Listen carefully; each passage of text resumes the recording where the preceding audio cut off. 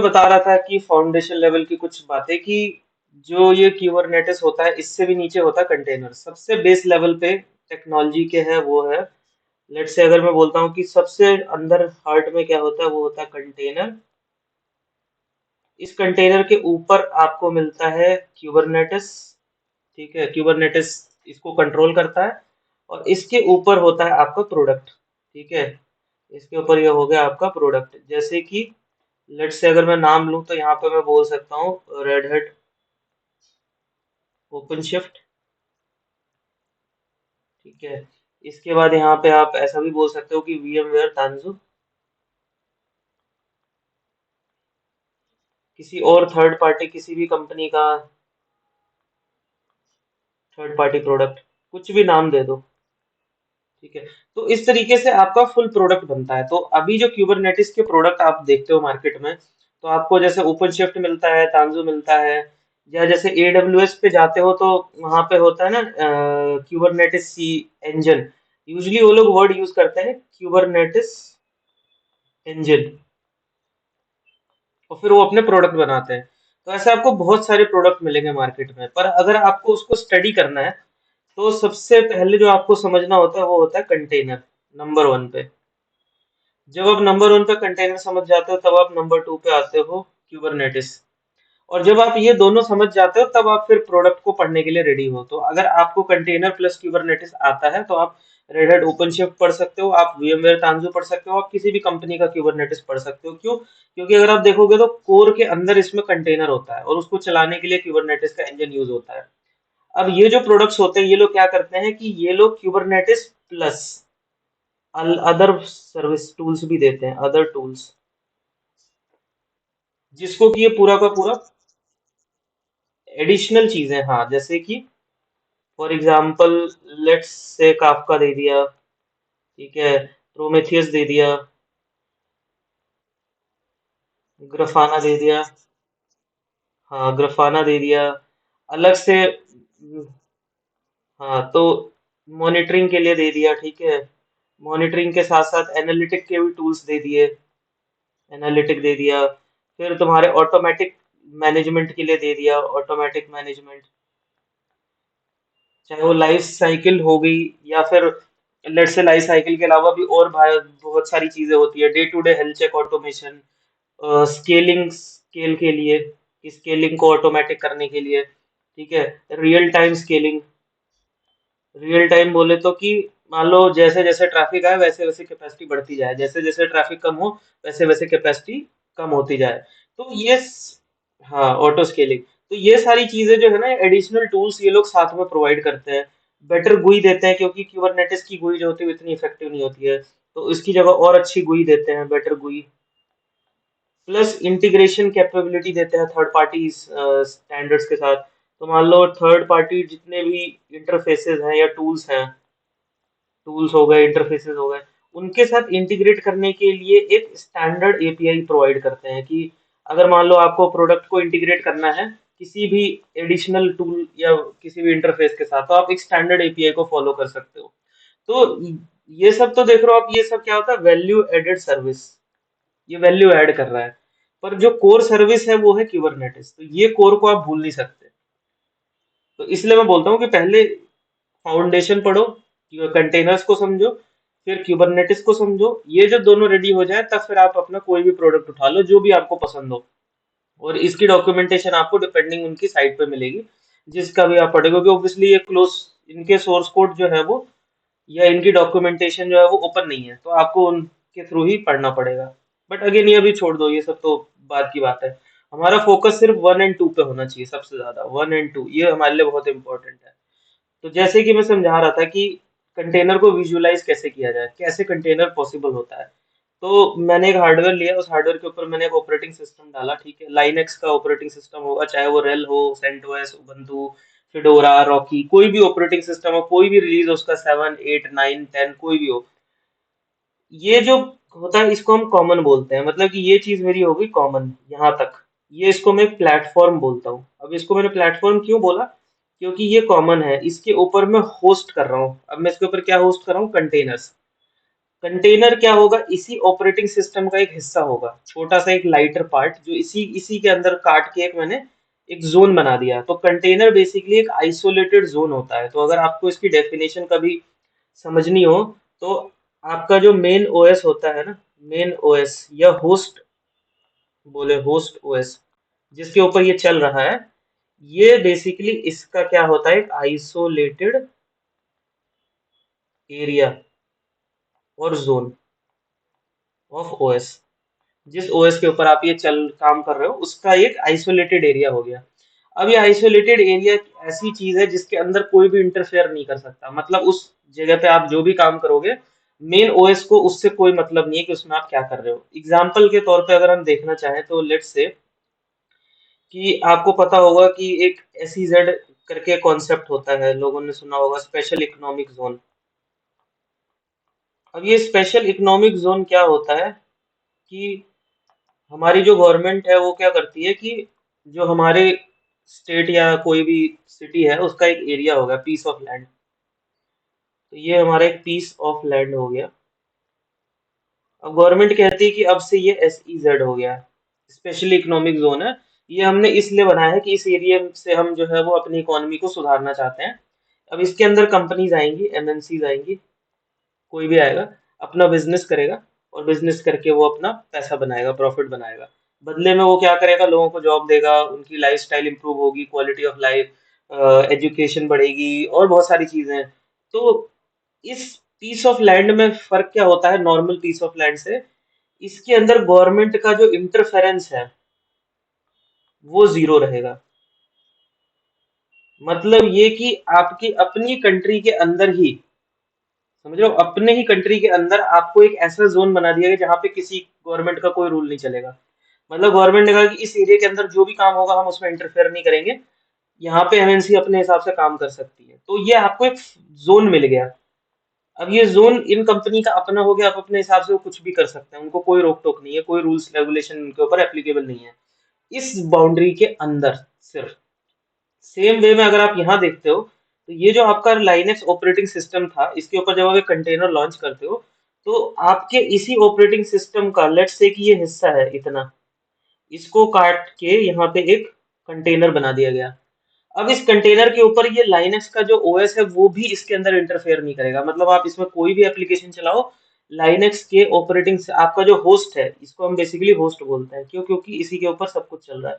ये इंटरफेयर नहीं करेगा। हाँ, ये आपकी हेल्प करेगा, आपको कंटेनर को लॉन्च करने में। आप बोलोगे मुझे नेटवर्क चाहिए, ये आपको नेटवर्क देगा। आप बोलोगे मुझे स्टोरेज चाहिए, स्टोरेज भी देगा। आप बोलोगे मुझे सीपीयू रैम चाहिए, वो आपको सब कुछ देगा। लेकिन वो अंदर इंटरफेयर नहीं करेगा कि अंदर आप क्या करो। अब आप इसके अंदर आईटी का एप्लीकेशन चलाओ, आप इसमें फाइनेंस का एप्लीकेशन चलाओ, आप इसमें टेलीकॉम का चलाओ, किसी भी तरीके की आप चीज चलाओ, मेन ऑपरेटिंग सिस्टम को उससे कोई फर्क नहीं पड़ता। तो ये होता है आपका कंटेनर, इसको हम बोलते हैं कंटेनर, एक स्पेशल इकोनॉमिक जोन आपके मेन ऑपरेटिंग सिस्टम के ऊपर। तो कंटेनर्स कोई भी वर्चुअल, अब आप इसको इमेजिन करोगे तो हार्डवेयर के ऊपर आप क्या करते थे, वर्चुअल हार्डवेयर बनाते थे। लेट्स से कि अगर आप ये यही सेम चीज जब आप वर्चुअलाइजेशन में करते थे तो आप क्या करते हैं, हार्डवेयर के ऊपर वर्चुअल हार्डवेयर बनाते थे, जिसको कि आप वीएम बोलते हो, वर्चुअल मशीन, हाइपरवाइजर की हेल्प से। तो वो तो हाइपरवाइजर से वर्चुअल मशीन बन जाता था, लेकिन ये ओएस है। अब इस ओएस के अंदर, अब इसको मैं अगर दूसरे वे में डिनोट करूं तो ये मेरा ऑपरेटिंग सिस्टम है, ठीक है, ये मेरा मेन ओएस है। ये किसी किस हार्डवेयर पे चल रहा है, कैसे चल रहा है, मुझे उससे कोई मतलब नहीं है। चाहे वो फिजिकल हार्डवेयर पे चल रहा हो, चाहे वो वर्चुअल मशीन में चल रहा हो, चाहे आप इसको वीएम से लाओ, चाहे आप फिजिकल सर्वर से लाओ, कहीं से भी लेकर आओ, इस ओएस को लेकर आओ, ठीक है। ये ओएस जो है वो होस्ट का काम करेगा। अब ये क्या करेगा कि यहाँ पे आपके कंटेनर्स बनेंगे। लेट से एक कंटेनर ये बन गया, एक और कंटेनर बनाते हैं, एक कंटेनर ये बन गया। अब ये जो कंटेनर्स हैं, ठीक है, ये जो कंटेनर्स हैं, इन कंटेनर्स के अंदर आप जो भी काम करोगे आपके मेन होस्ट ओएस को उससे कोई फर्क नहीं पड़ता। इसके अंदर आप जो भी काम करोगे उससे आपके मेन ओएस को कोई फर्क नहीं पड़ता। मतलब आप यहाँ पे स्पेशली आप स्पेशल एप्स चला सकते हो, जो भी आपके एप्स हैं, ठीक है। इसके अंदर भी आप अपना, ये स्पेशल हो गया, एप्स चला सकते हो जो भी आपको ऐप चलाना है। तो एक ऑपरेटिंग सिस्टम के अंदर आप मल्टीपल एप्स चला रहे हो और वो सब के सब एक आइसोलेटेड है। इसको नहीं पता कि ये वाला क्या कर रहा है या इसमें क्या रिसोर्सेज आ रही है। हाँ, अब क्या होगा कि इसके पास अपना कुछ भी नहीं होगा, ठीक है। इसको चाहिए क्या, इसको चाहिए होता है नेटवर्क, इसको चाहिए स्टोरेज, और इसको चाहिए कंप्यूट। कंप्यूट का मतलब होता है आपका CPU plus RAM, CPU plus RAM. आपको इसको ये चीजें चाहिए, रिसोर्सेज। ये रिसोर्सेज आपको ओएस प्रोवाइड करेगा और ये अपना अंदर से इंटरनली अपना काम करेगा जैसे उसको करना है, इंटरफेरेंस जीरो। तो ये आइसोलेशन हो गया, मतलब मैंने ऑपरेटिंग सिस्टम को ही काट दिया छोटे छोटे हिस्सों में। तो ये इस तरीके से आप 1 2 3 and so on multiple containers आप एक सिंगल होस्ट के ऊपर चला सकते हो। इस टेक्नोलॉजी को हम कहते हैं कंटेनराइजेशन, मतलब कि आपने एक ओएस को अलग अलग जोन्स में काट दिया। अगर आप इसको डिफाइन करना चाहते हो, तो जैसे हम हार्डवेयर को वर्चुअल बनाते थे तो हम इसको बोलते थे virtual machine with the help of hypervisor software. अब मैं एक ओएस को डिवाइड कर रहा हूँ। अब यहाँ पे देखो वर्चुअलाइज नहीं कर रहा हूँ, रिमेंबर मैं वर्चुअलाइज नहीं कर रहा हूँ, ओएस को मैं आइसोलेट कर रहा हूँ। किसमें, जोन में। अब ये ऐसा है जोन जिसके अंदर आपके जो रिसोर्सेज हैं, ठीक है, ऑन डिमांड मिल रहे हैं मुझे, जो चाहिए मुझे ऑन डिमांड मिलेगा। और इसके अंदर इंटरफेरेंस जीरो, मतलब कि ओएस को उससे कोई मतलब नहीं कि आप अंदर क्या कर रहे हो। सेम वे जैसे आप होटल में जाते हो, ठीक है। अब एग्जांपल हम लेते हैं कि आपके पास एक, ये बहुत बेस्ट एग्जांपल मैं हमेशा देता हूँ। लेट्स से कि मुझे एक घर चाहिए, ठीक है। तो घर के मल्टीपल तरीके होते हैं घर बनाने के, ठीक है। ट्रेडिशनली आप लोगों ने देखा होगा कि हम घर कैसे बनाते हैं। इसके लिए हमें सबसे पहले चाहिए होता है पीस ऑफ लैंड।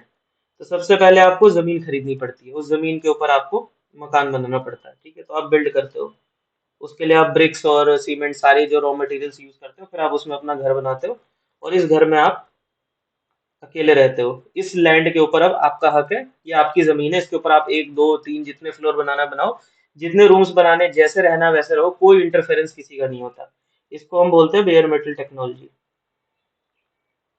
क्यों, क्योंकि इसके अंदर आप अपने हिसाब से काम करते हो, फिजिकल लेवल से और टॉप तक आप अपने हिसाब से करते हो। ये अभी लेगेसी में आ गया। लेगेसी क्यों, क्योंकि अभी पुराना हो गया। अब नए जमाने में क्या होता है, अब आपने देखा होगा शहरों में अभी नया सिस्टम क्या चलता है, अपार्टमेंट सिस्टम। अपार्टमेंट सिस्टम में क्या होता है, एक लैंड होगा, ठीक है। इसको कौन खरीदता है, बिल्डर। बिल्डर ने एक जमीन खरीदी।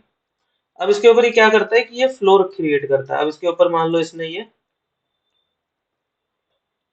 फ्लैट अपार्टमेंट्स बना दिए, ठीक है। इसने क्या किया, इसके ऊपर अलग अलग फ्लैट बनाए। तो ये ए हो गया, ये बी हो गया और ये सी हो गया। ये हो गया फ्लैट, ये अपार्टमेंट, ठीक है।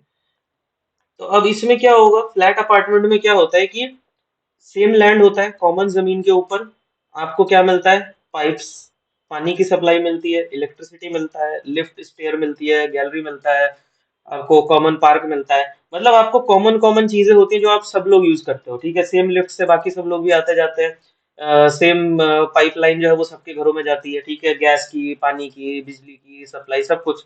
लेकिन इस घर के अंदर आप जो भी करते हो वो आप आपका अपना होता है, ठीक है। लेकिन ये जो घर होता है ये आपका परमानेंट होता है।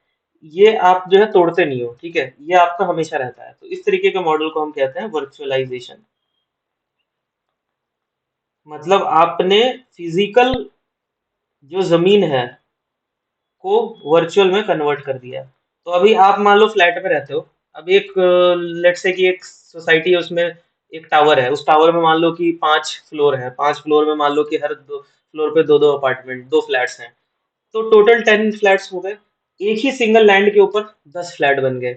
हर एक को क्या लगता है, अपनी छत, अपनी जमीन, अपना बालकनी, अपना सब कुछ। मतलब अंदर वो उनके लिए प्राइवेट है, बाहर उनके लिए वो कॉमन फिजिकल हार्डवेयर के ऊपर है। मतलब कॉमन फिजिकल हार्डवेयर के ऊपर आपने डेडिकेटेड बना दिया। अब इसमें क्या होता है कि मान लो आपका जो फ्लैट है वो आज से 2 साल बाद भी आपका ही रहेगा, 5 साल बाद भी आपका रहेगा, 10 साल बाद भी आपका रहेगा। जब तक कि उस बिल्डिंग को ना तोड़ दिया जाए तब तक वो फ्लैट आपका अपना रहता है, करेक्ट। तो इस केस में जो आपको जो फ्लैट मिलता है वो डेडिकेटेड होता है और वो सिर्फ आपके लिए होता है। तीसरा जो मॉडल होता है इसको हम बोलते हैं वर्चुअलाइजेशन। तीसरा जो मॉडल होता है, अब जो आजकल नए टाइप का क्या चल रहा है, कि नए टाइप के मॉडल में आप क्या कहते हैं कि आप लेट्स से कि स्टूडियो अपार्टमेंट में गए या आप होटल में गए। अब होटल में क्या होगा, लैंड किसकी है, मुझे नहीं पता कि बिल्डर कौन है, ठीक है। इसके ऊपर होटल किसने बनाया, मुझे नहीं पता किसने बनाया, ठीक है। ये होटल जिसका भी है, मैं क्या करता हूँ, मैं यहाँ पे जाता हूँ और एक रूम लेता हूँ। मैंने सीधा एक रूम लिया, यहाँ पे आपको रूम मिल गया। अब आप जाओगे होटल में, आप बोलोगे मैंने रूम बुक किया है, रूम की आप बुकिंग करते हो, आपको वो रूम मिलता है। कितने टाइम के लिए रूम मिलता है आपको होटल में, टेम्पररी पीरियड के लिए। आपने कभी होटल में देखा है कि आपको 5 साल के लिए कोई रूम देगा होटल में, कभी नहीं देगा। वो आपको एक टाइम पीरियड के लिए देगा, 1 दिन, 2 दिन, 5 दिन, 10 दिन, 1 महीना। उसके बाद आपको रूम छोड़ना पड़ेगा। जब आप रूम को छोड़ते हो, कोई दूसरा आके उस रूम में रहता है, या आप उस रूम से स्विच करके दूसरे रूम में चले जाते हो। तो ये एक फ्लेक्सिबिलिटी है। अब देखो तीनों इसमें क्या होता है कि जो रूम्स हैं, ये रूम भी जो है वो उसी का ही है, होटल वाले का ही। ये रूम भी होटल वाले का है। आप सिर्फ एक किराएदार हो। आप कुछ समय के लिए आए, आपने किराया पे किया, आपने रूम यूज किया, उसके बाद आप चले गए। उसके बाद वो रिलीज हो गया, वापस किसी और को रूम मिल गया। तो इस तरीके के मॉडल को हम कहते हैं कंटेनराइजेशन। मतलब कि हार्डवेयर किसका है, मुझे नहीं पता। ओएस किसका है, मुझे नहीं पता। तो मुझे क्या मिल रहा है, मुझे सिर्फ मिल रहा है कंटेनर। और कंटेनर क्या है, एक किराएदार जो कि एक कमरे में रह रहा है। और जब तक वो उस कमरे में रहेगा, उसको जो भी चीज चाहिए, चाहे पानी चाहिए, बिजली चाहिए, चाहे उसको कोई भी फैसिलिटी यूज करनी है, उसको वो होटल वाला प्रोवाइड करेगा। और जब वो जाएगा छोड़ के, तो वो वापस रिलीज हो जाता है। तो ये मॉडल होता है कंटेनर्स का। इसमें आपका ये हार्डवेयर हो गया, लैंड। होटल जो है आपका ऑपरेटिंग सिस्टम हो गया, और ये हो गए आपके कंटेनर्स। तो कंटेनर्स आपके होटल के ही फिजिकली देखो तो रूम्स हो गए। उन्हीं रूम्स में आपको थोड़ी समय के लिए आपको क्या मिला, एक एक्सेस दिया गया कि आपको 24 घंटे, 2 दिन, 4 दिन आप इसको एक्सेस कर सकते हो। लेकिन जब आप होटल से बाहर निकलते हो, तो आपके पास क्या होता है, नथिंग। ना तो आपके पास कनेक्शन होता है, ना आपके नाम पे बिजली का बिल होता है, ना तो आपके नाम पे पानी का बिल होता है, और ना ही आपके नाम पे क्या कहते हैं कोई भी चीज होती है। आप जैसे ही छोड़ते हो, सब कुछ वापस चला जाता है होटल को। आप अपना सामान लेकर आए, आप किराएदार हो, ठीक है। आप मान लो गेस्ट हो, टेनेंट कह लो, गेस्ट कह लो। टेनेंट तो खैर सही वर्ड नहीं होगा, क्योंकि टेनेंट तो काफी समय तक रुकते हैं। गेस्ट कह लो। आप गेस्ट हो, आए, आपने यूज किया, और उसके बाद आप चले गए। तो गेस्ट क्या करता है, गेस्ट आता है, कुछ सामान लेकर आता है, अपना एक सूटकेस लेकर आएगा, अपने रूम को यूज करेगा, और उसके बाद जब वो जाएगा तो सूटकेस लेके चला जाएगा, दैट्स इट। उसने उस रूम का, उस इंफ्रास्ट्रक्चर का कुछ भी अपने साथ लेके नहीं गया, सब कुछ रिटर्न बैक कर दिया। तो यही 3 मॉडल होते हैं आपके बेयर मेटल लेगेसी के, चाहे हार्डवेयर वर्चुअलाइजेशन बोलो या कंटेनराइजेशन बोलो। तो यही रीजन है कि मैं हमेशा ये बोलता हूँ कि हार्डवेयर को वर्चुअलाइज करके वीएम बनती है, लेकिन ओएस को आइसोलेट करके कंटेनर बनता है। ये याद रखना, हार्डवेयर को वर्चुअलाइज करके, वर्चुअलाइज, ठीक है, करके आपको वीएम मिलती है। लेकिन ओएस को आइसोलेट करके आपको कंटेनर मिलता है। ओएस को वर्चुअलाइज नहीं किया जा सकता। पर क्योंकि बहुत से लोगों को ना समझने में थोड़ी सी दिक्कत होती है, कि मान लो लेट से मैं आपसे बोलूं कि ओएस का एक छोटा सा हिस्सा है, तो आप बोलोगे यार ओएस का एक छोटा हिस्सा है, तो मैं तो सीडी करके चला जाऊंगा उस डायरेक्टरी में, ये कौन सी बड़ी बात है। अगर मैंने ओएस पे लॉगिन कर रखा है, तो मैं तो सीडी ईटीसी कर दूंगा, और मैं जाके देख सकता हूँ कंटेनर क्या कर रहा है। मैं सीडी ओपीटी कर दूंगा, मुझे वहां जाके भी दिख सकता है। तो टेक्निकली आपका आर्गुमेंट वैलिड है, क्यों, क्योंकि आपके पास अगर ओएस का एडमिन राइट है, आपके पास रूट का एक्सेस है, तो आप कर सकते हो, आप जाके देख सकते हो। तो इसलिए इसको थोड़ा सा ट्विस्ट किया गया है। ट्विस्ट ये किया गया है कि हम इसको आइसोलेशन जो है, तो इसको कभी कभी वर्चुअल विजुअलाइज करने के लिए, तो लेट्स से कि ये मेरा ओएस है, और इसके ऊपर ये मेरा कंटेनर है, ठीक है, ये मेरा कंटेनर है। तो ये हो गया मेरा 1, 2 एंड 3, 3 कंटेनर हो गए। ये और ये जब आप इसको बाहर से देखते हो, ये जब ये कंटेनर अपने आप को देखता है, तो इसको ऐसा लगता है कि मैं एक ऑपरेटिंग सिस्टम हूँ। जब ये अंदर से देखता है, लुक एंड फील, ये जब अपने आप को देखता है, तो इसको लगता है कि ये एक ऑपरेटिंग सिस्टम है। और ये जब अपने आप को देखता है, तो इसको लगता है कि ये एक ऑपरेटिंग सिस्टम है। मतलब कि अगर मैं इस कंटेनर पे लॉगिन करूंगा अंदर, तो मुझे एकदम ओएस जैसा लुक एंड फील आएगा, बट वो एक सूडो, सूडो मतलब वो पीएसईयूडीओ वाला सूडो, मतलब फॉल्स लुक होता है। आपको ऐसा लगता है कि आप ओएस के ऊपर एक ओएस चला रहे हो, ठीक है, लुक एंड फील के टर्म्स में। बट एक्चुअली में ये ओएस के ऊपर ओएस नहीं होता है, ये ओएस का आइसोलेशन होता है, होस्ट ओएस का, जो ये आपका होस्ट है इसका आइसोलेशन है। और यहाँ जो आपका जो हार्डवेयर होता है, होस्ट हार्डवेयर, ये इसका वर्चुअलाइजेशन होता है। तो आई होप इन दोनों चीजों में आपको समझ में आया होगा कि कंटेनर और वीएम्स में क्या डिफरेंस होता है। बहुत इंपॉर्टेंट है इन दोनों के बीच में डिफरेंस समझना। ये टॉपिक मैंने इसलिए उठाया कि चलो अभी क्लास में अभी बाकी लोगों ने ज्वाइन नहीं किया, तो मैंने कहा चलो ये टॉपिक में डिस्कस कर लेते हैं। आई थिंक अभी किसी ने ज्वाइन किया है। किसने किया है? संतोष ने। तो मैं ये सोच रहा हूँ कि जब आपने ज्वाइन कर ही लिया है तो क्लास को कंटिन्यू करते हैं। हाँ, देखो अभी क्या है ना, कि सारे लोगों ने ज्वाइन नहीं किया ना, तो फिर हमने सोचा कि यार क्लास के टाइम को थोड़ा यूटिलाइज करते हैं। और अगर थोड़ा टाइमिंग्स का देखो इशू है ना, तो एक बार डिस्कस कर लेते हैं, मतलब जो भी आगे पीछे करना है कर लेते हैं। बट रिक्वेस्ट है कि सारे लोग ज्वाइन करें ना, तो ही मजा आएगा पढ़ने में और पढ़ाने दोनों में। आपको भी मजा आएगा जब लोग होंगे तो क्लास में। ठीक है। हाँ। हाँ नहीं, कोई कोई बात नहीं, आज के लिए कोई इशू नहीं है, मतलब मैं वैसे बता रहा हूँ कि हम एक फिक्स कर लेते हैं जो सबको सूट करे टाइम, है ना। तो चलो ये इम्पोर्टेंट टॉपिक उठाते हैं। हाँ हाँ, कोई कोई दिक्कत नहीं है। देखो अब हम क्लास को कंटिन्यू कर लेते हैं, क्योंकि सारे लोग आ गए, तो मेरे हिसाब से सही है कि क्लास को आगे बढ़ाते हैं। तो पिछली क्लास में मैंने आपको क्यूबरनेटिस की लैब बनाना सिखाया था आपके लैपटॉप के ऊपर। ठीक है, सेम प्रिंसिपल को आप यूज कर सकते हो किसी क्लाउड के ऊपर भी, ये अपनी क्यूबरनेटिस लैब बनाने के लिए। और मैंने साथ के साथ आपको एक चीज और बताया था कि जब आप क्यूब एडीएम जो इनिशियलाइज वाली कमांड होती है, जहां से आपका क्लस्टर स्टार्ट होता है, उसी पॉइंट पे अगर आप स्नैपशॉट ले लोगे ना, क्लोन कर लोगे अपने बेस वीएम को, तो आपको नेक्स्ट टाइम अगर आपकी क्रैश भी हो जाता है ना क्यूबरनेटिस का क्लस्टर, तो कोई टेंशन नहीं है। क्यों? क्योंकि आप उसको दोबारा वहां से लॉन्च करो, नया वीएम बनाओ, और वहां से आप बस क्यूब एडीएम इनिशियलाइज कर दो। तो जो क्यूबरनेटिस इंस्टॉलेशन है ना, उस पे ज्यादा टाइम इन्वेस्ट मत करना, क्योंकि इंस्टॉलेशन जो है वो ऑटोमेटिक है। क्यूबरनेटिस कम्युनिटी ने इस बात का पूरा ध्यान रखा है कि आप लोग परेशान मत हो कि आप लोग एक एक चीज को इंस्टॉल करने में अपना पूरा टाइम बर्बाद कर दो। उसके लिए उन्होंने एडीएम, क्यूब एडीएम मतलब कि क्यूबरनेटिस एडमिनिस्ट्रेटर करके टूल बनाया हुआ है। वो टूल सारा काम कर लेता है, आपको सिर्फ रन करना होता है single command with some argument. ठीक है, आर्गुमेंट का भी हम डिस्कशन करेंगे जैसे हम आगे आगे बढ़ेंगे। पर मैं आपको कुछ थ्योरेटिकल चीजें थोड़ा समझाना चाहता था, क्योंकि अब हम प्रैक्टिकल लैब में आ रहे हैं, तो थोड़ी थोड़ी थ्योरी भी साथ के साथ करनी जरूरी है। तो जो सबसे पहले मैं आपको समझाना चाहता हूँ, देखो कंटेनर के ऊपर जस्ट मैंने अभी डिस्कस किया, समझना बहुत जरूरी है। कंटेनर जो होता है, ठीक है, ये कंटेनर होता है। डेफिनेशन मैंने आपको अभी जस्ट समझाया। ये जो कंटेनर है क्यूबरनेटिस के अंदर, इसको जो है पॉड बोला जाता है। क्योंकि क्यूबरनेटिस क्या करता है, इसको ना रैप कर देता है, मतलब कवर कर देता है, कवर करता है एक लेयर से। इस लेयर को हम बोलते हैं पॉड।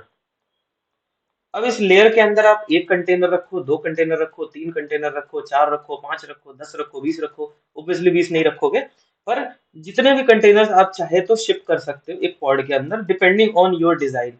मैं अभी भी बोल रहा हूँ डिपेंडिंग ऑन योर डिजाइन, आपका क्या डिजाइन है। अब आप मुझे कल को ये बोलते हो कि हम क्यूबरनेटिस का जो आर्किटेक्चर है, लेट्स से कि हम बेयर मेटल में हमने एक सर्वर बनाया था, एक फॉर एग्जांपल एक बैंकिंग का एप्लीकेशन था, बहुत हैवी एप्लीकेशन, जो कि आपका अगर मैं सिंगल स्टैक बोलूं, तो इसमें क्या होता था कि हार्डवेयर भी, ऑपरेटिंग सिस्टम भी और एप्लीकेशन सब कुछ आपका ऑल इन वन शिप होता था, ऑल इन वन। अब इस all in one ship software में, बैंकिंग सॉफ्टवेयर में क्या होता था कि ये तो हार्डवेयर है, समझ में आता है, फिजिकल है, ये ओएस है, ये भी समझ में आता है, चलो सिंगल ओएस है, ये डिपेंडेंसी लेयर है। ये जो मेरा एप्लीकेशन है, इट इज बेसिकली कलेक्शन। अब ऐसा नहीं कि सिर्फ एक मैंने पाइथन का प्रोग्राम लिख दिया और बोल दिया कि मेरा कंप्लीट बैंकिंग सॉफ्टवेयर बन गया। अब हो सकता है इसके अंदर डीबी हो सकता है इसके अंदर एपीआई हो, फ्रंट एंड कम्युनिकेट करने के लिए, हो सकता है इसके अंदर क्या कहते हैं बैकएंड हो, और भी बहुत सारी चीजें हो सकती हैं। आपको अच्छी तरह पता है, आप जिस भी सॉफ्टवेयर पे काम करते होगे, जिस भी नोड पे आप लॉगिन करते होगे, सिंगल सॉफ्टवेयर, सिंगल टूल या सिंगल एप्लीकेशन नहीं होती, उसमें मल्टीपल कलेक्शन ऑफ एप्लीकेशन होता है। तो ये जो सारी चीजें थी सॉफ्टवेयर लेवल पे, अब मैं सॉफ्टवेयर लेवल की बात कर रहा हूँ, सॉफ्टवेयर लेवल। सॉफ्टवेयर लेवल पे जितने भी टाइप के सॉफ्टवेयर्स थे, अब हम बात कर रहे हैं इसको ब्रेक करके क्यूबरनेटिस में लेकर आने के लिए। तो ये जो आर्किटेक्चर पुराना वाला होता है, ये होता है मोनोलिथिक। मोनोलिथिक का मतलब होता है सिंगल व्यू, मतलब ये कि आपको ये सब कुछ एक सिंगल दिखाई दे रहा है। जब आप क्यूबरनेटिस में जाते हो तो ये डिस्ट्रीब्यूट हो जाता है और ये माइक्रो सर्विस बन जाता है। माइक्रो सर्विस कहने का मतलब ये है कि आपको एक हार्डवेयर का प्लेटफॉर्म आया, आपको नहीं पता किसने बनाया। आपको एक ओएस का प्लेटफॉर्म आया, ये भी नहीं पता किसने बनाया। ये सब कुछ आपने क्लाउड प्लेटफॉर्म को दे दिया। अब क्लाउड प्लेटफॉर्म ने आपको एक क्यूबरनेटिस का प्लेटफॉर्म बना के दे दिया, KTS क्लस्टर बना दिया। अब इस क्लस्टर के ऊपर आप मान लो लेट से आप पॉड चला रहे हो, कंटेनर पॉड, अभी ऑलमोस्ट सेम ही समझो, पॉड जिस रैप होता है। तो अब फॉर एग्जांपल यहाँ आपने एक बनाया। अब सवाल ये है कि ये जो आपके जो एप्स थे, बैकएंड, डीबी, एपीआई और मान लो 5-10 कोई टूल वूल सब कुछ, जब आप इसको ब्रेक लेकर आते हो कंटेनर्स के अंदर, तो क्या आप इसको सिंगल कंटेनर में शिप कर सकते हो? तो देखो आंसर यस भी है और नो भी है। यस इसलिए है क्योंकि आपका डिसीजन है, आपके एप्लीकेशन कितने सारे हैं, आप उन सबको एक साथ लेकर एक कंटेनर में आ सकते हो और इसको आप पॉड पॉड में रैप कर सकते हो। ठीक है। लेकिन जो अच्छा डेवलपर होता है या जो अच्छा डिजाइनर होता है, डेवलपर भी नहीं बोलूंगा सॉरी, जो डिजाइनर होता है या आर्किटेक्ट होता है, वो कभी भी ऐसी गलती नहीं करेगा कि सब कुछ उठा के एक ही कंटेनर में डाल देगा। क्यों? ऑब्वियसली देखो रिजिलियंस बहुत इंपॉर्टेंट है। अगर मान लो किसी भी रीजन से, अब कंटेनर की इंपॉर्टेंट, मोस्ट इंपॉर्टेंट क्रिटिकल चीज जो समझने की, वो है इसकी लाइफ। कंटेनर की लाइफ बड़ी शॉर्ट होती है, कुछ भी होगा कंटेनर मर जाएगा। और एक बार कंटेनर मर गया ना, तो उसके अंदर जो भी कुछ है सब कुछ खत्म। अब नया कंटेनर आएगा, उसको कुछ नहीं पता पुराने वाले ने क्या किया। मतलब ये कि नए वाले को हैंड ओवर नहीं होता है। अगर आप वीएम में देखते हो तो जब आप वीएम रिबूट करते थे, तो वीएम रिबूट होके वापस आ जाती थी सेम स्टेट में। आपका वीएम पावर ऑन हो गया, आपने सारे ऐप स्टार्ट कर दिए, सब कुछ हैप्पी। पर कंटेनर के केस में ऐसा नहीं होता है। एक बार कंटेनर मर गया तो खत्म, नया कंटेनर आएगा, उसको पता ही नहीं कि पुराने वाले ने क्या किया है। मतलब कि सब कुछ लॉस। तो ऐसे केसेस में मैं कभी भी ऐसी गलती नहीं करूंगा कि सब कुछ उठा के एक ही कंटेनर में डाल दूं। क्यों? क्योंकि एक ही में उठा के डालूंगा ना, तो ऑब्वियसली एक कंटेनर गया तो सब कुछ पूरा का पूरा कंप्लीट आउटेज। तो इसलिए हम क्या करते हैं, हम इसको ब्रेक करते हैं। अब हम कहते हैं कि नहीं भाई, मैं ऐसा नहीं करूंगा। अब मेरे पास कंटेनर आर्किटेक्चर है, मेरे पास फ्लेक्सिबिलिटी है, तो मैं क्या करता हूँ कि मैं इसको ब्रेक करता हूँ। अब मैं कितने भी कंटेनर्स लॉन्च करूं, कितने भी टाइप ऑफ कंटेनर लॉन्च करूं, उससे जो है प्लेटफॉर्म को कोई फर्क नहीं पड़ेगा। लेकिन मुझे एक एडवांटेज मिल जाएगा, ये कि किसी भी केस में कंप्लीट आउटेज नहीं होगी। क्यों? अगर मान लो मैं इसे कहता हूँ कि मैं इसे एपीआई बना देता हूँ, एपीआई का पॉड, इससे मैं डीबी का पॉड बना देता हूँ, डीबी का पॉड, इसको मैं बना देता हूँ मान लो बैकएंड का पॉड। ठीक है, बैकएंड का पॉड। तो अब फायदा क्या हुआ कि अगर एपीआई डाउन होता है तो एटलीस्ट डीबी तो चल रहा है, बैकएंड पॉड तो चल रहा है। अगर डीबी डाउन हुआ तो बाकी दो तो चल रहे हैं ना। तो और आप इसकी कॉपीज बना सकते हो, रेप्लिकेशन, रेप्लिकेशन मतलब मल्टीप्लिकेशन, कैपेसिटी को डबल ट्रिपल 4 गुना 5 गुना 10 गुना कर सकते हो। तो आपका जो डेवलपमेंट का फोकस है वो क्लियर हो गया कि अब मुझे एपीआई को अलग करना है, डीबी को अलग करना है, बैकएंड को अलग करना है। इस आर्किटेक्चर में, पुराने में, मोनोलिथिक में मेरा सिंगल व्यू था, सब कुछ एक ही हार्डवेयर के ऊपर चल रहा था, एक ही ऑपरेटिंग सिस्टम। देखो सिंगल हार्डवेयर सिंगल ओएस के ऊपर ये एप्स चल रहे थे। यहाँ पे इस कॉमन हार्डवेयर प्लेटफॉर्म के ऊपर मल्टीपल टाइप ऑफ कंटेनर्स हैं। ये टाइप बोल रहा हूँ मैं, काउंटिंग नहीं बोल रहा। टाइप ऑफ कंटेनर्स या पॉड्स हैं। ये पॉड्स क्या कर रहे हैं, एपीआई का पॉड अलग हो गया, डीबी का अलग हो गया, बैकएंड का अलग हो गया। हाँ, प्रॉब्लम आती है कि अब आप इसको जितना तोड़ोगे, आपस में बात करना बहुत टफ हो जाएगा। क्यों?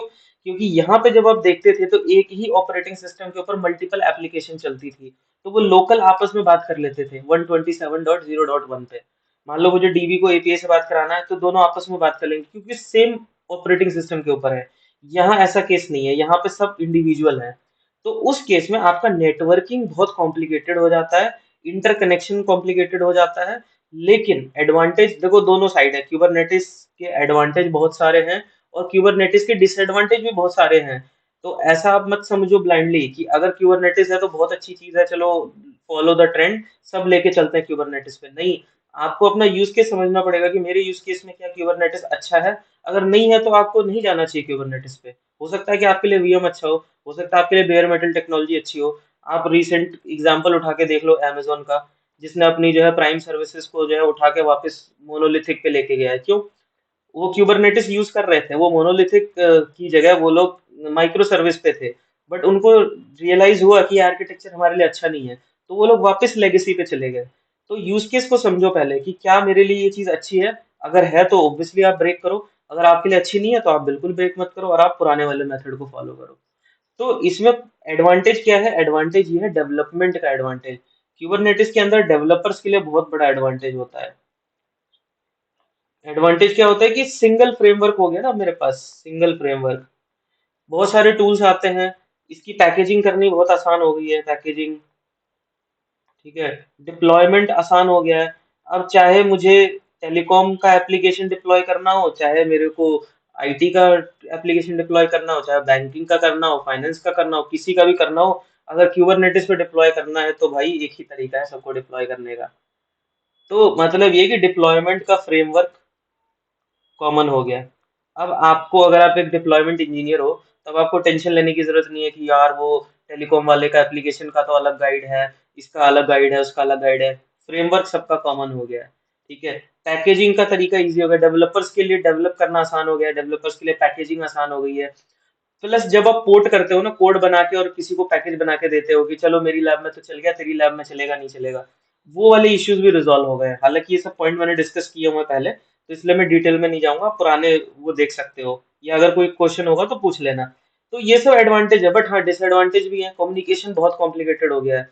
कहाँ पहले हम एक ही ओएस के ऊपर सब एप्स चला के आपस में बात करा लेते थे, अब यहाँ कहाँ नेटवर्किंग की दुनिया भर की चीजें, प्लस इसको मैनेज करना भी। पर एक चीज याद रखना, क्यूबरनेटिस एक दुनिया है, एक वेल ऑर्गेनाइज्ड वर्ल्ड है, इकोसिस्टम है, जिसके अंदर हर एक कंपोनेंट को पता है कि उसको क्या काम करना है। आपको सिर्फ एंट्री करानी है, उसके बाद क्यूबरनेटिस ऑटोमेटिकली सारा कुछ हैंडल कर लेता है। मतलब ये कि आपने एक बार उसको इंजेक्ट कर दिया, उसके बाद वो अपने आप काम करेगा, आपको किसी चीज को बताने की जरूरत नहीं है, ऐसा करो वैसा करो, ये डिप्लॉय करो वैसे डिप्लॉय करो, कुछ भी नहीं बताना है। रन टाइम में भी कंट्रोल करने की जरूरत नहीं है, वो ऑटोमेटिकली कंट्रोल कर लेगा, मैनेज कर लेगा। तो एडवांटेजेस बहुत सारे हैं। मैं जो मेन चीज आपको समझाना चाहता था आज की क्लास में, वो मेन टॉपिक ये है कि जो कंटेनर होता है, ठीक है, इस कंटेनर को हम बोलते हैं, ये हो गया मेरा कंटेनर। अब देखो यहाँ पे ना तीन इंपॉर्टेंट चीज है जो आपको कंटेनर में समझनी जरूरी है। तीन टाइप के रिसोर्सेज, एक होता है आपका कंप्यूट, दूसरा होता है आपका नेटवर्क, और तीसरा होता है आपका स्टोरेज। देखो कंटेनर का जो कोड होता है, कंटेनर का जो पैकेज होता है, वो सब छोड़ दो। कंटेनर को ये तीन चीज चाहिए चलने के लिए। कंप्यूट का मतलब होता है सीपीयू, रैम, ठीक है, मेन कंप्यूट इंफ्रास्ट्रक्चर। नेटवर्किंग मतलब कि निक, इंटरफेस चाहिए कम्युनिकेशन के लिए। स्टोरेज मतलब कि डेटा परसिस्टेंसी, कि मान लो कि आपके कंटेनर ने जो भी काम किया उसको मुझे परमानेंट करना है, ऐसा ना हो कि जो नेक्स्ट आया उसको पता ही नहीं कि पिछले वाले ने क्या काम किया। तो ये जो तीन तरीके की चीजें हैं, ये बहुत इंपॉर्टेंट हो जाती हैं। और अब क्यूबरनेटिस का रोल क्या है इसके अंदर? देखो कंटेनर की प्रॉब्लम भी यही है और कंटेनर का सोल्यूशन भी यही है। कंटेनर की प्रॉब्लम ये है कि कंप्यूट एफिमेरल, खत्म हो जाएगा, चला गया। नेटवर्क कंटेनर के जाते ही चला गया, स्टोरेज भी चला गया। लेकिन जब आप अटैच करोगे, अगर आप मैनुअली कंटेनर को मैनेज करते हो, तो आपको क्या करना पड़ेगा, हर समय कंटेनर रन करना पड़ेगा। कंटेनर रन, कंटेनर रन करोगे, फिर कंटेनर में नेटवर्क लगाओगे, फिर कंटेनर को आप स्टोरेज दोगे, ठीक है। ये तीनों चीजें आप क्या करोगे, मैनुअली करोगे, मैनुअली। और देखो भाई, आपको नहीं पता कि रन टाइम पे कब कौन सा कंटेनर मर जाए, किसी भी रीजन की वजह से। तो आप एक रियल टाइम पे, एक इंसान को लिए पॉसिबल नहीं है कि वो तुरंत जाए और उस कंटेनर को स्टार्ट करे, ठीक है। तो इसका सोल्यूशन कैसे आया? इसका सोल्यूशन आया क्यूबरनेटिस के थ्रू। क्यूबरनेटिस ने कहा कि आपकी प्रॉब्लम स्टेटमेंट क्या है? तो मैंने बोला कि यार मेरी प्रॉब्लम स्टेटमेंट ये है कि जो मेरे कंटेनर है ना, उनको जैसे कि कंप्यूट चाहिए, स्टोरेज चाहिए, और ये नेटवर्क, ये जो तीनों चीजें हैं, ये डायनेमिकली रन टाइम पे कोई कंट्रोल करे, ताकि कभी भी कोई कंटेनर आए जाए कुछ भी हो, मुझे अटैच डी अटैच ना करना पड़े, ऑटोमेटिकली कोई ना कोई मैनेज कर सके। देखो समझो, मैं जो समझाना चाह रहा हूँ, अगर आप मेरी बात को समझ पा रहे हो तो आप समझो कि आप क्यूबरनेटिस का कोर पकड़ रहे हो। ये कोर क्यूबरनेटिस की बात कर रहा हूँ मैं। तो यहाँ पे आपकी चीज आती है, इसको हम बोलते हैं CRIO, container run time interface. इसको हम बोलते हैं CNI, कंटेनर नेटवर्क इंटरफेस, ठीक है। इसको हम बोलते हैं CSI, कंटेनर स्टोरेज इंटरफेस। तो ये तीनों चीजें बेसिकली क्या है कि अगर कंटेनर को कंप्यूट चाहिए, सीपीयू रैम चाहिए, तो CRIO हेल्प करेगा। अगर कंटेनर को नेटवर्क चाहिए तो CNI हेल्प करेगा। कंटेनर को अगर स्टोरेज चाहिए तो CSI हेल्प करेगा। ये तीन कोर इंटरफेसेस हैं किसी भी पॉड के। ठीक है, अब मैं पॉड बोल रहा हूँ, कंटेनर वर्ड को हम हटा सकते हैं, क्योंकि कंटेनर और पॉड जो है विजुअलाइजेशन का फर्क है। इसको अगर आप एक रैप कर देते हो तो इसको आप बोलते हो पॉड। ठीक है, तो इस पॉड में तीन इंटरफेस होते हैं, CRIO, CNI एंड CSI। इन्हीं तीन इंटरफेसेस के ऊपर आपकी पूरी कंटेनर की या पॉड की टेक्नोलॉजी बेस्ड है। अगर आप ये तीनों इंटरफेस को पकड़ लोगे तो आपका क्यूबरनेटिस क्लियर है, कॉन्सेप्ट में कोई आपको हरा नहीं सकता। ठीक है, एक एक की बात करते हैं, तीनों की बात कर लेते हैं। डिटेल में मैं आपको समझाऊंगा अभी कैसे चलता है, बट अभी एक एक लाइन बता देता हूँ। तो CRIO क्या होता है? आपने डॉकर का सुना होगा नाम, डॉकर इंजन के बारे में बहुत सुना होगा। डॉकर कंपनी ने रिवोल्यूशनरी कंटेनर टेक्नोलॉजी को सबसे पहली बार बनाया था। ठीक है, तो अगर आप इंडस्ट्री में बोलोगे कि कंटेनराइजेशन को स्टार्ट किसने किया था, तो वो डॉकर कंपनी ने किया था। डॉकर ने अपने प्रोडक्ट्स बनाए थे, जैसे कि कंटेनर रन टाइम, ठीक है, डॉकर इंजन। लेकिन वो पहली कंपनी थी, पर वो आखिरी कंपनी नहीं थी। उसके अलावा भी बहुत सारी कंपनीज मार्केट में हैं जो कि इसी तरीके का सॉफ्टवेयर प्रोवाइड करती हैं, और उनको भी आपको यूज करना सीखना पड़ेगा। क्यों? क्योंकि अगर आप एक के भरोसे रह जाओगे तो आपकी मोनोपोली आ जाएगी कि आप सिर्फ डॉकर के ही CRIO के ऊपर डिपेंडेंट हो। तो मार्केट में जो ऑप्शंस आपके पास हैं वो कौन कौन से हैं? तो CRIO के जो ऑप्शंस हैं वो आपके पास आता है कंटेनर डी। ठीक है, फिर आपका आता है पॉडमैन। ठीक है, फिर आपका आता है क्या कहते हैं कि कंटेनर डी हो गया, क्या नाम था यार, CRIO, डॉकर भी आता है, डॉकर इंजन भी। तो ये तीन एग्जांपल अभी मेरे को याद है। मिरांटिस का भी आता है एक रन टाइम ना, मिरांटिस का भी आता है। तो ये सारे जो है ये ऑप्शंस हैं, ये सारे के सारे सॉफ्टवेयर हैं जो बेसिकली जैसे आप हाइपरवाइजर बोलते हो ना, वैसे ही ये भी सॉफ्टवेयर है जो कि आपके ओएस को कंटेनर्स में कन्वर्ट करते हैं। तो कंटेनर्स में कन्वर्ट करने के लिए जो इंटरफेस होता है, ये जो सॉफ्टवेयर्स हैं, ये बेसिकली क्या करते हैं, ये बात करते हैं आपके ओएस होस्ट ओएस के साथ, और आपको जो भी कंटेनर जैसा भी चाहिए वो आपको लॉन्च करके देते हैं। ठीक है, CNI क्या करता है? ये आपको नेटवर्क प्रोवाइड करता है। तो एक चीज याद रखना है कि क्यूबरनेटिस के अंदर जो होता है, आपको एक डिफॉल्ट इंटरफेस मिलता है। क्यूबरनेटिस की जो पॉड होते हैं, ठीक है, उसके अंदर आपको एक डिफॉल्ट इंटरफेस मिलता है। डिफॉल्ट मतलब कि एक इंटरफेस मिलता है सिर्फ। अब क्या होता है कि जो टेलीकॉम के हैं या फिर जैसे IT हो गया, बैंकिंग हो गया, कोई भी कोर कोर एप्लीकेशन जो होते हैं, उनका ये कहना है कि हमारे सिंगल इंटरफेस से कुछ नहीं होने वाला, बिकॉज हमारे यहाँ ट्रैफिक का सेग्रीगेशन है। लेट्स से वो बोलते हैं हमारे पास ट्रैफिक के लिए अलग वीलैन है, ONM के लिए अलग वीलैन है, लेट्स से सिग्नलिंग के लिए अलग वीलैन है, ठीक है, बैकअप के लिए अलग वीलैन है। तो उनका ये कहना है कि भाई हमारे पास हर एक डिपेंडिंग ऑन ट्रैफिक टाइप हमारे पास डिफरेंट डिफरेंट वीलैंस हैं। लेकिन क्यूबरनेटिस क्या करता है, एक डिफॉल्ट नेटवर्क प्रोवाइड करता है, एक ही इंटरफेस देता है आपके पॉड को।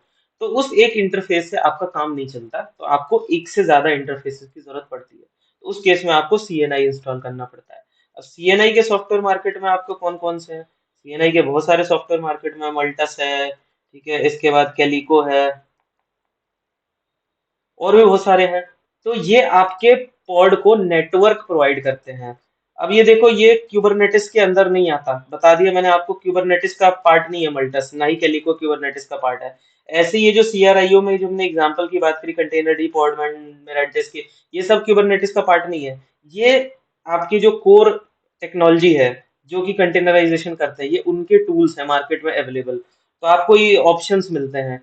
फिर तीसरा आता है आपका स्टोरेज। आपको अगर स्टोरेज को मान लो कि अटैच करना है, तो स्टोरेज को अटैच करने के लिए आपके पास बहुत सारे ऑप्शंस होते हैं, जैसे कि एज्योर का आता है स्टोरेज। ठीक है, उसके बाद आपका क्या कहते हैं कि वॉल्यूम बेस्ड होता है, लोकल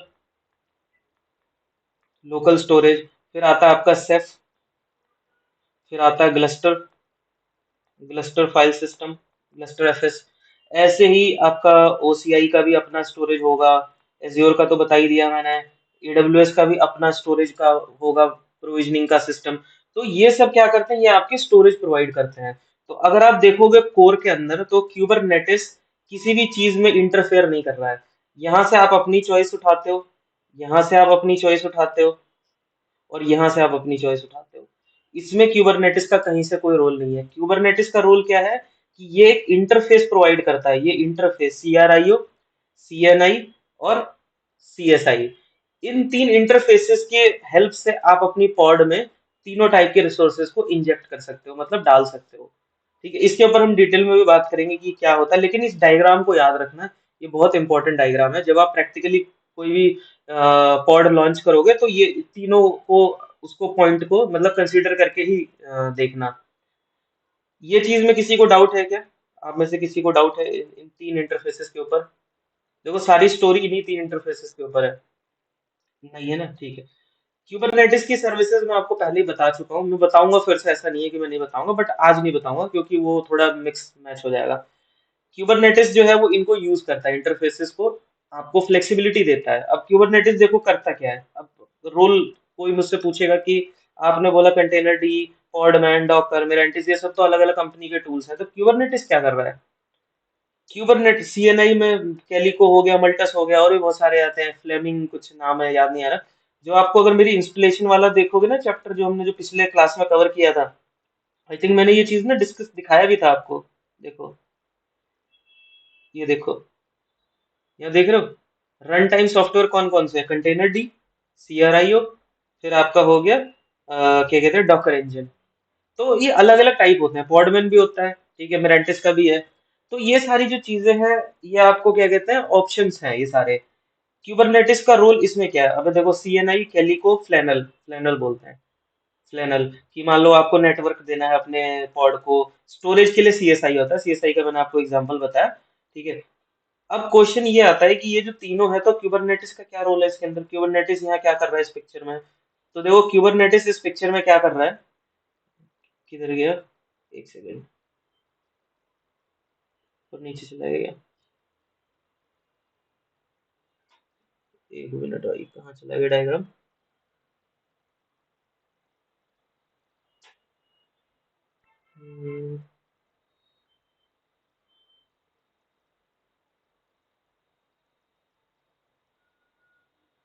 वो डायग्राम ही नहीं मिल रहा। भाई किसी को दिख रहा है तो बताना जरा।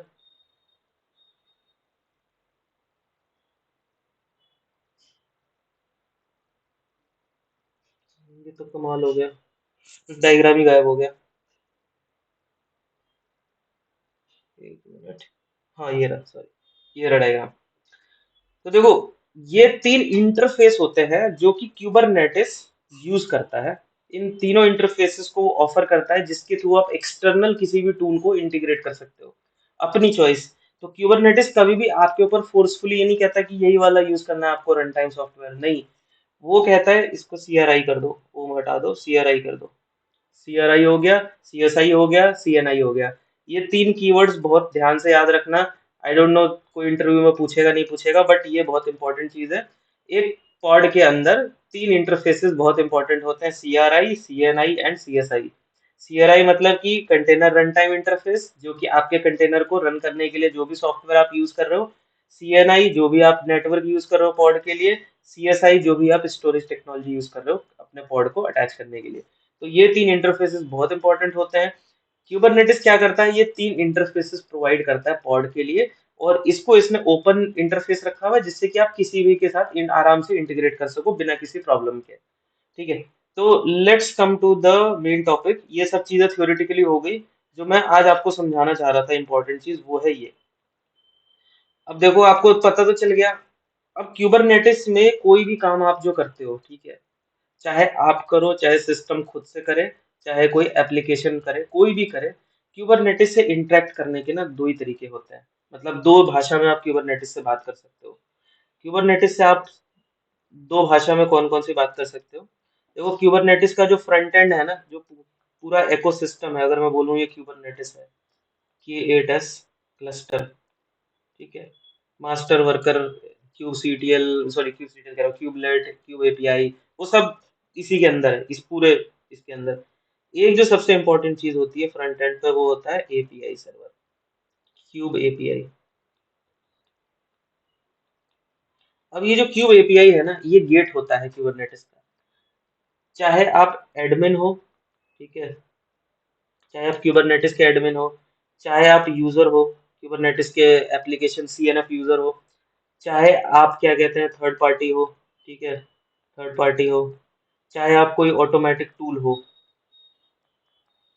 कोई भी हो, सबको इसी के थ्रू एक्सेस मिलता है। इनफैक्ट क्यूबरनेटिस खुद, क्यूबरनेटिस का जो क्लस्टर है वो खुद एपीआई सर्वर को यूज करता है सारे कम्युनिकेशन में। मतलब ये कि अगर क्यूबरनेटिस से किसी को भी इंटरेक्ट करना है तो उसको क्यूब एपीआई सर्वर से बात करनी पड़ेगी। ये मैंने पहले भी बताया हुआ था पिछली क्लासेस में कि अगर आपको क्यूबरनेटिस से बात करनी है तो आपको क्यूब एपीआई सर्वर से बात करनी होती है। इसकी अपनी एक आईपी होती है, ठीक है, अपना एक पोर्ट होता है। जनरली जो है वो पोर्ट होता है 6004 समथिंग, 6443, अगर मैं गलत नहीं हूँ तो। ठीक है, देख लेंगे अभी। आई पोर्ट का थोड़ा सा वो है, मतलब मैं रट्टा नहीं मारता, देखो ऑनेस्टली ये सब चीजें आपको ना आराम से मिल जाती हैं। एक पोर्ट नंबर होता है जिसके थ्रू आप एपीआई को एक्सेस कर सकते हो, डिफॉल्ट पोर्ट होता है। आप अपने इनिशियलाइजेशन में इसको बदल भी सकते हो, अगर आपको पोर्ट नंबर नहीं चाहिए तो आप चेंज भी कर सकते हो। अब बात यह है कि हमको क्यूब एपीआई से इंटरेक्ट करना पड़ेगा, चाहे हम कोई भी हो, चाहे क्यूबरनेटिस ही क्यों ना हो। क्यूबरनेटिस भी एपीआई सर्वर को ही सारी रिक्वेस्ट देता है। तो देखो कितना इंटेलिजेंट सिस्टम बनाया गया है कि लोग जनरली क्या करते थे, अभी तक जितने भी टूल्स या प्रोडक्ट या सॉफ्टवेयर प्लेटफॉर्म आप देखते थे, उसमें क्या होता था कि जो सिस्टम एडमिन्स होते थे, जो सुपर एडमिनिस्ट्रेटर होते थे, वो क्या करते थे, वो इंटरनली जाके कुछ बैकएंड से जुगाड़ करके, कहते हैं ना, डेटाबेस हैक कर दिया, डेटाबेस में जाके एंट्री बदल दी, कहीं कुछ कर दिया, कहीं कुछ कर दिया, जाके कोई सर्विस स्टॉप स्टार्ट कर दी अपने से। वो सब चीजें पॉसिबल ही नहीं है। आपको किसी भी हाल में एपीआई सर्वर पे आना ही पड़ेगा, आप चाहे कोई भी हो, इंसान हो चाहे मशीन हो, या चाहे क्यूबरनेटिस खुद क्यों ना हो, वो एपीआई सर्वर के पास आएगा। अब एपीआई सर्वर जो है वो एक ही भाषा समझता है, और वो कौन सी भाषा है, वो है जेसॉन। क्यों? क्योंकि ये रेस्ट इंटरफेस है। जो रेस्ट इंटरफेस होता है, इसको इन्होंने यहाँ पे जेसॉन लैंग्वेज दी है। तो अगर आपको एपीआई क्यूबरनेटिस में कुछ भी करना है, बैकअप लेना है, डिलीट करना है, स्टार्ट करना है, स्टॉप करना है, कोई सर्विस बनानी है, कोई सर्विस डिलीट करनी है, कोई सर्विस को ऑटोमेट करना है, स्केल आउट करना है, या कुछ भी लाइफ साइकिल एनीथिंग, वो आपको करना पड़ता है एपीआई सर्वर के थ्रू, और आपको जेसन फाइल देनी पड़ती है। अब हमारे लिए तो बड़ा टफ है ना जेसन फाइल बनाना, तो इसीलिए मैंने आप लोगों को पुरानी क्लासेस में एक चीज बताया था कि क्यूब एपीआई से बात करने के लिए क्यूबरनेटिस ने एक और टूल बना के दिया जिसको हम बोलते हैं क्यूब सीटीएल। अब ये क्यूब सीटीएल बड़ा हेल्पफुल टूल है, ये हमारी जिंदगी को बहुत आसान बनाता है। ये कहता है कि आप एक काम करो ना, आप क्यों परेशान होते हो, आप YAML बनाओ। YAML आसान होता है, मैं इसको जेसॉन में कन्वर्ट करके भेज दूंगा एपीआई सर्वर को, और एपीआई सर्वर जो भी जवाब देगा मैं आपको वापस YAML के आउटपुट में एक रीडेबल फॉर्मेट में आपको आउटपुट दे दूंगा। तब आपको इतना भारी भरकम सिंटैक्स और दुनिया भर की चीजें याद करने की जरूरत नहीं है। तो आपने अगर क्यूबरनेटिस पे कुछ भी काम करना है तो दो तरीके की लैंग्वेज में कर सकते हो, या तो YAML में कर लो आसान भाषा में, मुश्किल भाषा में जेसॉन में कर लो। देखो ये टफ है, बता दूं, ये इजी है। ये इजी क्यों? क्योंकि आप ह्यूमन इंटरफेस में YAML आसान होता है, मशीन टू मशीन हो सकता है जेसोन से बात कर लें आपस में, क्योंकि उनके लिए आसान है जेसोन जनरेट करना। बट हमारे लिए जेसोन फाइल बनाना हर एक रिक्वेस्ट के लिए बहुत मुश्किल है। तो आपको एक YAML फाइल को समझना होता है। क्यूबरनेटिस का बैकअप लेना है, YAML के थ्रू लो। क्यूबरनेटिस का को रिस्टोर करना है, YAML के थ्रू लो। क्यूबरनेटिस में पॉड को डिप्लॉय करना है, YAML के थ्रू करो। क्यूबरनेटिस में क्या कहते हैं कि पॉड को डिलीट करना है, YAML के थ्रू करो। क्यूबरनेटिस में कुछ भी करना है, इसके थ्रू करो। और आपको अगर ये भी टफ लगता है तो आपको सीधे क्यूबसीटीएल कमांड से ही कर लो ना। क्यूबसीटीएल कमांड और आसान कर दिया, आपकी लाइफ और इजी कर दी। YAML भी मत करो, YAML की जगह क्यूबसीटीएल कर लो। क्यूबसीटीएल डिलीट पॉड, पॉड का नाम नेम स्पेस, सीधा वो इंटरनली खुद ही जेसन बना लेगा, और जेसन बना के वो डिलीट कर देगा एपीआई सर्वर को। तो लेट से अगर मैं एक यूजर हूँ और मैंने बोला क्यूबसीटीएल डिलीट, तो वो क्या करेगा, मैंने सिर्फ कमांड फायर किया, वो इंटरनली जेसन बना देगा, और जेसन बना के वो भेज देगा। जो रिस्पॉन्स आएगा वो मुझे आउटपुट दे देगा। YAML का इस्तेमाल क्यों होता है? YAML का इस्तेमाल होता है ऑटोमेशन के लिए।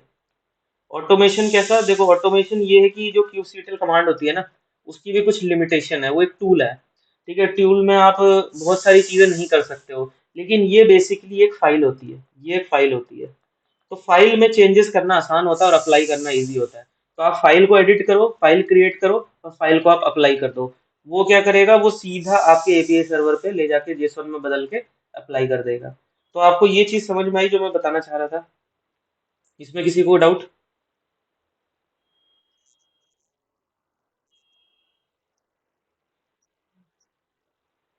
हाँ देखो, क्यूब सीटीएल भी एक मेथड है। ये हो गया वन, ये हो गया टू, और ये हो गया थ्री। हाँ, अब ऑर्डर वाइज देख लो कौन सा इजी है। सबसे आसान है क्यूब सीटीएल। अगर आपको ऑटोमेशन करना है या फाइल बेस्ड कोई भी काम करना है, क्योंकि जब आप कमांड चलाते हो ना, तो जरूरी नहीं कि आप रिमोटली क्यूब सीटल चला पाओ। तो आप उसकी जगह फाइल या ऑटोमेशन करना होता है तो हम फाइल बेस्ड डिप्लॉयमेंट करते हैं, तो हम YAML यूज कर लेते हैं। जेसॉन सबसे टफ होता है क्योंकि वो मशीन टू मशीन के लिए बेस्ट होता है। बट ह्यूमन टू मशीन जो है वो जेसॉन में नहीं प्रेफर किया जाता है। मना नहीं है, बट वही है, फिर आपकी अपनी चॉइस है जैसे आप करना चाहो।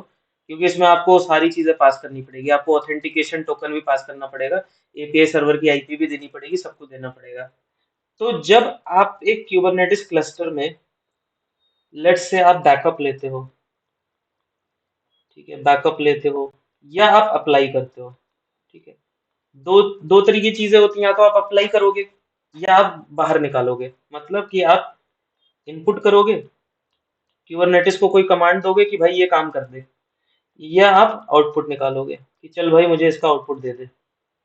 ये दोनों के दोनों ही जो मेथड्स होते हैं, इनको आप क्या कहते हैं, YAML के थ्रू कर सकते हो, JSON के थ्रू कर सकते हो, बोथ। क्यूसीटीएल तो ऑफ कोर्स है ही, वो देखो टूल है इसलिए मैं ज्यादा उसके ऊपर नहीं जा रहा, क्योंकि टूल की अपनी कुछ लिमिटेशंस होती हैं। हाँ, डे टू डे छोटी मोटी कमांड्स के लिए आप कमांड सीधा अप्लाई कर दो, वो भी कर सकते हो। पर ये फाइल बेस होता है। फाइल बेस का ऑब्वियसली एडवांटेज है, एक फाइल है, फाइल को मैं एडिट कर सकता हूँ, एडिट करके वैल्यूज चेंज कर सकता हूँ। क्यूबसीटीएल में भी आप एडिट करते हो, क्यूबसीटीएल एडिट पॉड लिखोगे, क्यूबसीटीएल एडिट डिप्लॉयमेंट लिखोगे। पर वही है कि वो ऑन स्क्रीन प्रॉम्प्ट होता है, हो सकता है आपसे कोई स्पेस स्पेस गलत हो जाए तो आपकी पूरी की पूरी कॉन्फ़िगरेशन खराब हो जाएगी। तो फाइल बेस ज्यादा इजी होता है, आप वैलिडेशन इजी होता है। आप ऑनलाइन वैलिडेट कर सकते हो किसी भी टू ऑनलाइन, किसी भी इंटरनेट पे जाके, किसी भी उससे, कि जो मैंने YAML लिखा है उसका डिक्लेरेशन सही है, जो मैंने जेसन लिखा है उसका डिक्लेरेशन सही है। ये जेसन तो वैसे रेयरली यूज होता है, YAML का डिक्लेरेशन चेक कर सकते हो कि मैंने जो YAML फाइल बनाई है वो सही बनाई है नहीं बनाई है।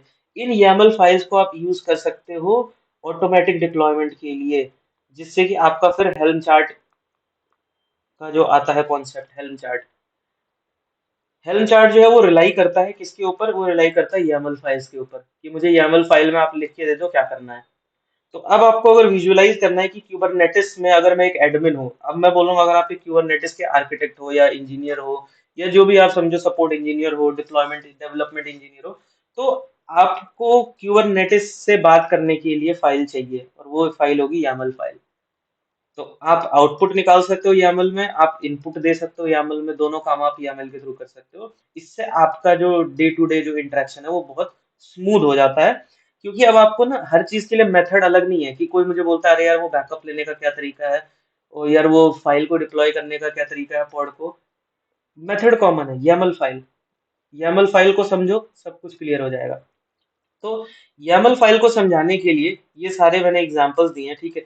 सबसे पहले तो एक सैंपल है YAML का, ठीक है, ये एक सैंपल है जिसमें आपको बताता है कि YAML फाइल में क्या क्या चीजें होती हैं, ठीक है। इसको मैं थोड़ा सा बता देता हूँ, ठीक है। ये इसका मतलब ये नहीं कि सबके लिए वैलिड है, ये एक सैंपल है, पहले बता दो कि ये एक सैंपल है।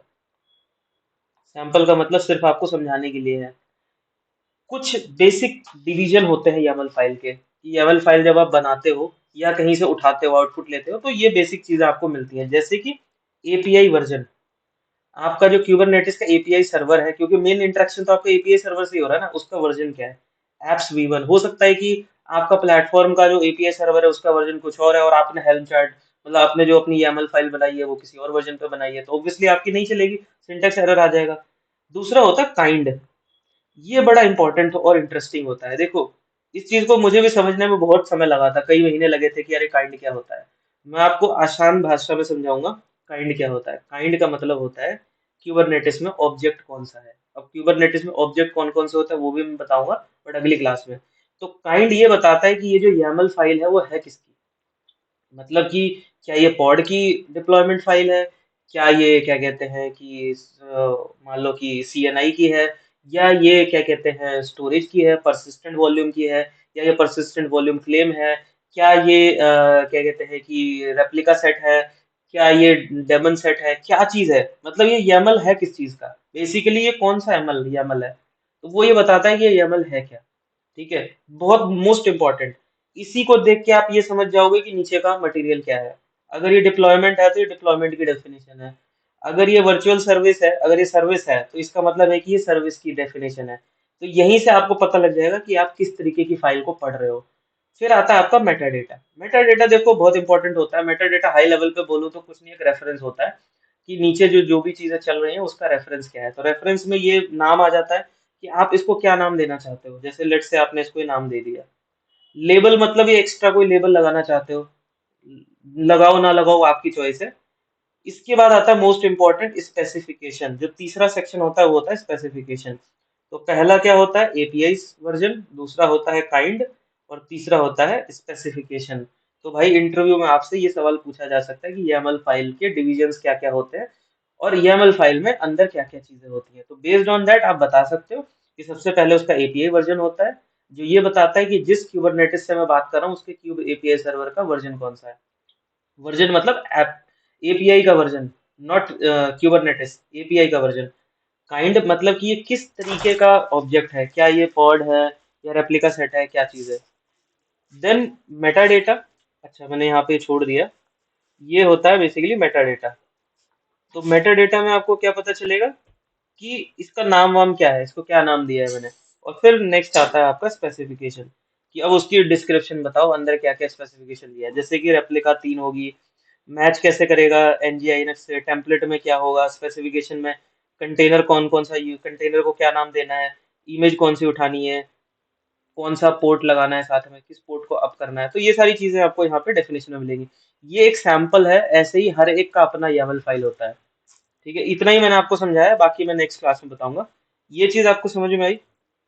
किसी को कोई डाउट? देखो अब हम इसी में बात करेंगे, YAML पे ही बात करेंगे अब आगे से ना, हम इसको प्रैक्टिकली करके देखेंगे कि YAML फाइल को। तो ये मैं आपको रेडी कर रहा हूँ प्रैक्टिकल लैब के लिए। इसको पढ़ लेना, ये नीचे आपको डेफिनेशन है, उस पर मैं नहीं जा रहा ज्यादा डिटेल में।